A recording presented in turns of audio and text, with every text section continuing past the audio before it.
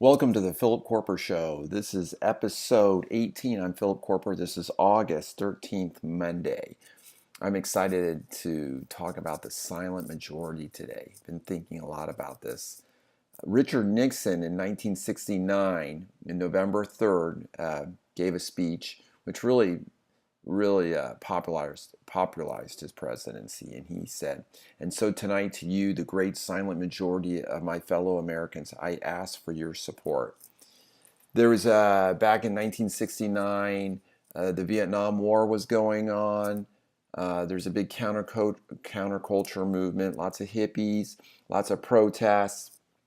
They were outside of the White House. Nixon's daughter said she could hear them from her room. It was kind of scary. But Nixon decided to ignore a lot of that protesting, and he knew most Americans would support him. And he was right. He won overwhelmingly. And I think Donald Trump, he's got the same kind of thing going on. I mean, Donald Trump has used the word silent majority to describe Americans who really support him. I think this is really the case and really so true. Um, I did some research I'm working in Pike County, and Pike County in 2014 had 34,464 registered Democrats and 11,178 registered Republicans on the internet, according to the registration rolls.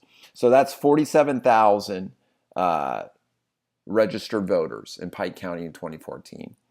So 72% of Pike County in eastern Kentucky, the very eastern part of county in Kentucky, are registered Democrats in 2014.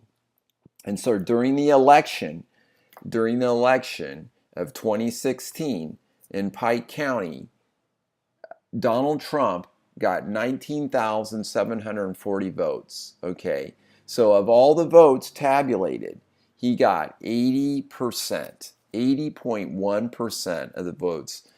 Hillary Clinton got 17.4%. She only got 4,277 votes.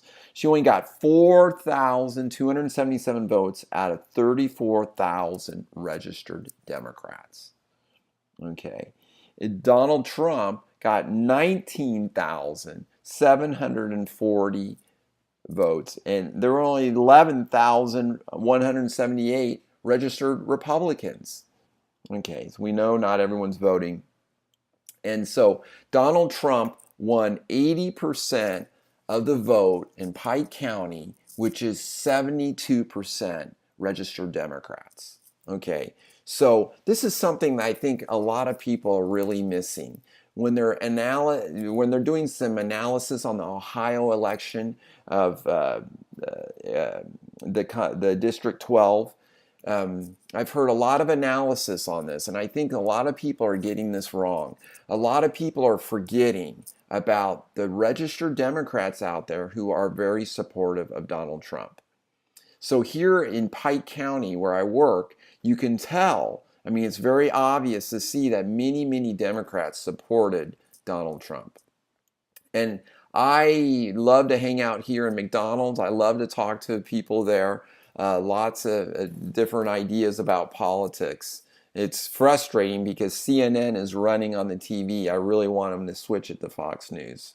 I've talked to the owners. They say they can't get it on their cable system. So whatever the case may be, but it's the only place that I get exposed to CNN, because at work we have Fox News going. But anyhow, I have not talked to a single person who voted for Donald Trump in this county who regrets it. Okay, no one regrets voting for Donald Trump. Unemployment is very low. We got a tax cut. Things are going. ISIS is on the run. And things are going very well in America right now. The stock market has done well. The economy seems to be really booming. And so I think that Donald Trump is going to do well. I was in Disney World last week, And I was on a boat ride going from Disney Springs back to, let's see, going from the pier back to Animal Kingdom. I had my Trump shirt on. I wore it twice at Disney World. And it's funny, usually when I wear my Trump shirt, when I'm in liberal land, people will literally cuss me out. They'll say F this and F that. They're really quite vocal, even if I have, a young person, one of my young kids with me.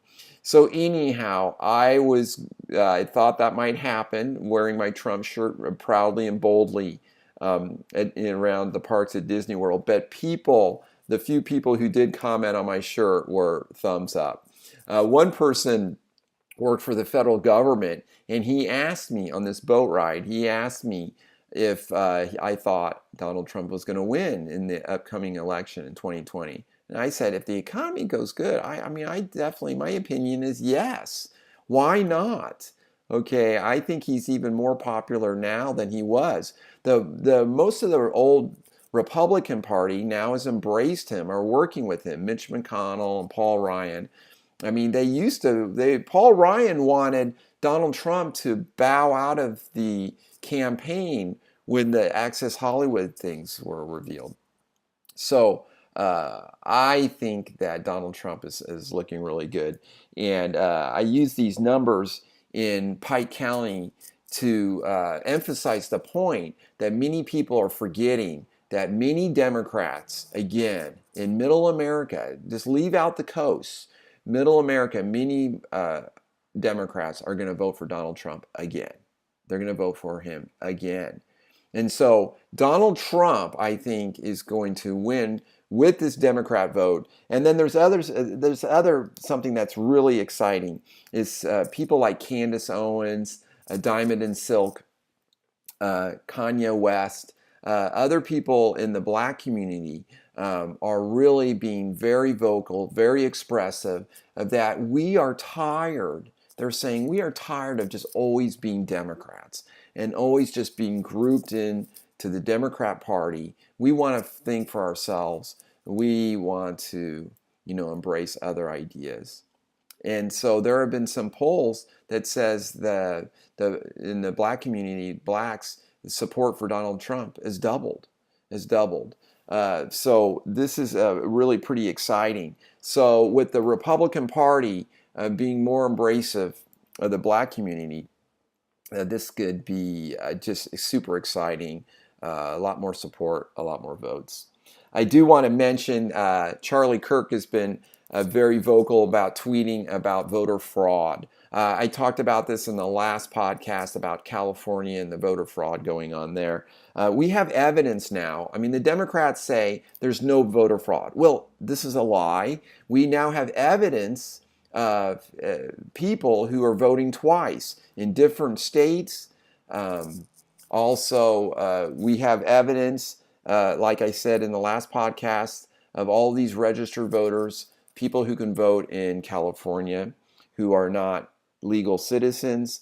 Charlie Kirk posted yesterday of a girl taking a voter machine and in 2 minutes without any tools, taking it apart and able to create fraud with this voter machine. The thing that's set up here is that the parties locally take care of the voting. In some regards, our voting in America is decentralized. One person with a computer hack cannot totally affect the election. He might be able to sway a state. He may be able to hack the computers in California and add a bunch of votes in California. Who knows? HRC had a bunch of votes come in late. And so that is possible. But California is already swinging Democrat anyhow. So that kind of hack would probably not affect the election overall. That's why the system that we have with the states tallying the votes is really good with the Electoral College. It's a brilliant idea from the Founding Fathers. Gives a lot more power to the states. I think the system is really sound. But the parties are in control of the voting. And so what I mean by that, there's been so much gerrymandering going on that the districts have all pretty much been just divvied up between the Republicans and the Democrats. So if there's voter fraud, no one really cares as long as the GOP guy wins in the gerrymandered uh, uh, voter areas, voter districts for the Republicans, and the Democrats are happy as long as their candidates win in the gerrymandered districts that have been slated aside for the Democrats. So anyhow, I don't like the gerrymandering ideas. I think that's really stupid, the way the Republicans and the Democrats divide things up like that. But it is the way it's going now. And so that gets back to this Ohio race, the District 12. Charlie Kirk was talking about how 170 voters were over the age of 116. Okay, 124 were born in the 1800s, and 72 of those people voted in the 2016 election. Okay, a lot of these voter rolls are not being are not kept up to date. Like I said, different parties control different voting areas, and so there's no real incentive to vet these voters better. Okay, the Democrats constantly fight the ideas that the Republicans might have of voter ID and try to prevent voter fraud, but the Democrats deny that there's any fraud going on at all. So anyhow, I think we definitely can make some improvements there. I love how Candace Owens was taunting Alexandra Ocasio-Cortez. This Alexandra Ocasio-Cortez, I think the Republicans are making a big deal about her. Well, why are they making a big deal about this 28-year-old lady who won up in, I think, the districts in Queens? It's turned heavily Hispanic. The Democrat guy in there, I forgot his name. He was possibly overthrow Nancy Pelosi as Speaker of the House if the Democrats take the House. But anyhow, Ocasio-Cortez won in the Democrat primary. She got a lot of attention. She says she's a socialist. Well, now she says she's a Democrat socialist. Bernard Sanders has been hauling around the country promoting her. Tom Perez, the head of the Democrat National Committee, says she is the future of our party. And so he's going on talking about her. Let's see, yeah, the future of our party. She represents the future of our party. So anyhow, Ben Shapiro's gone after her. He said, "Hey, I'll give you $10,000 for your campaign or for a charity if we can sit down and have a debate." Ben Shapiro has a Sunday program that he sits down and for about an hour and talks with people. It would be pretty relaxed. Ben would not tear her apart, but she accused him of like misconduct, like sexual harassment, for tweeting that out. So that's what she tweeted back, which is just preposterous. Ben Shapiro is an Orthodox Jew. I mean, he seems like the last kind of guy who would do that. But here he is offering to have a discussion with her, and then she just, totally goes after his gender and goes after him. So Candace Owens challenges Alexandra to a debate of capitalism versus socialism. And Candace goes, no faux feminism here. But Alexandra has not replied back to her. It is funny how Alexandra Ocasio-Cortez likes to use the term Wild West hyper-capitalism. And as she likes to promote socialism and goes after capitalist ideas. She even said that we could save money with Medicare for all because we'll have fewer funerals to pay for. Well, yeah, we're all going to die. So it looks like we're, if we want to pay for funerals, I'm not quite sure how that's going to work out. But anyhow, and on a note, I saw a American Spectator article talking about the World Bank in 1981 said that 44% of the world population was poor in 1981, but now in 2013, only 11% of the world is poor. I mean, this is just fabulous. This is incredible. I don't think socialism is really growing, and I don't think you can give credit to socialism or communism. I mean, look at Venezuela. Socialism is not working out good. You know, most Venezuelans have lost like 8 or 9 pounds recently because they're starving to death. Because socialism has totally drained all the supplies from the stores, and things are going crazy down there. Just because capitalism has totally lost foot. And when you're promising everyone ice cream and the ice cream runs out, there's a big problem. No one wants to make the ice cream. So anyhow, I think this is a really good point for the Republicans to go after the Democrats, to go after these Alexandria Ocasio-Cortez people who are so far left, as such socialists, such communists, which reminds me of the Antifa people, the anti-fascists, the people are going protesting Trump supporters. They were protesting Candace Owens and Charlie Kirk, yelling and screaming in their face, calling them white supremacists. This kind of vitriol is not going to bid well in middle America. And this is why I think the silent majority, you know, if you just cut out the coast, because the coasts are so far left, you look at middle America, and most people, of course, I've mentioned this before, I mean, as Americans, we're very united. We work hard, we play hard, we go to our baseball games and our football games. We hate it when the NFL players are kneeling for the national anthem. It's so disrespectful. Wish they would protest in some other way. But as Americans, we're very united. But the Democrats do love this identity politics. They love to talk about race. They like to talk about gender dysmorphia. They love to talk about these other things that divide us. But it's really amazing how united we are as Americans. I remember right after 9/11 how united we were. So Americans on the day-to-day are very united. We go to work, we take care of our families, we pay our taxes, we stop at red lights, we don't drive drunk. I mean, these are the things that most of us do, and it makes us feeling very united. I love that feeling down in Orlando at the Disney parks of the being united, all enjoying these attractions and things together. There's such cooperation.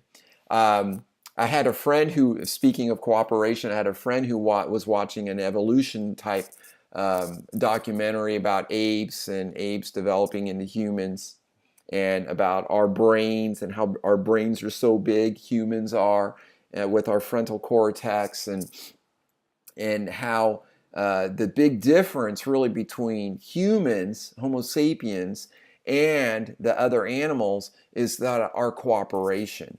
We are so good at cooperating. We can even all get in an airplane, you know, males and females, you know, and we can get along. We treat each other, for the most part, 99.9% of the time, with respect and care. I mean, imagine animals doing that. Imagine putting a bunch of wild animals in an airplane for 5 hours, okay? There's not much cooperation in the animal kingdom. But with humans, there's incredible cooperation. And as Americans, that's really, really true. I love how Trump is really so supportive of America and American ideals. I think the Democrats, they really don't like America. You know, Obama, his policy was to change, was all about changing America. And I think Americans, we love America.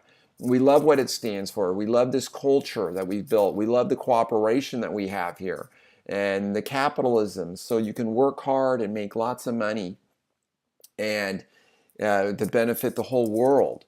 This is the American hallmark. And we love immigration. We love immigrants. We want them to come here. We want them to learn English and learn and embrace the American culture.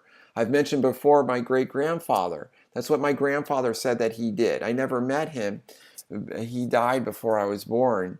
But I love how my grandfather told my father that when he immigrated in 1880 from Germany and came to Kansas City and started a grocery store, that he didn't want any, he has 3 children, he didn't want any of them speaking German. He wanted them all to speak English, and they embraced the American ideal. And he had a thick German accent because he was 18 when he came here. And he never really spoke English super good, according to my father, but he tried. And he embraced the American ideal, and that German part of Kansas City, that German area that they were in, really blended in. It was the great melting pot.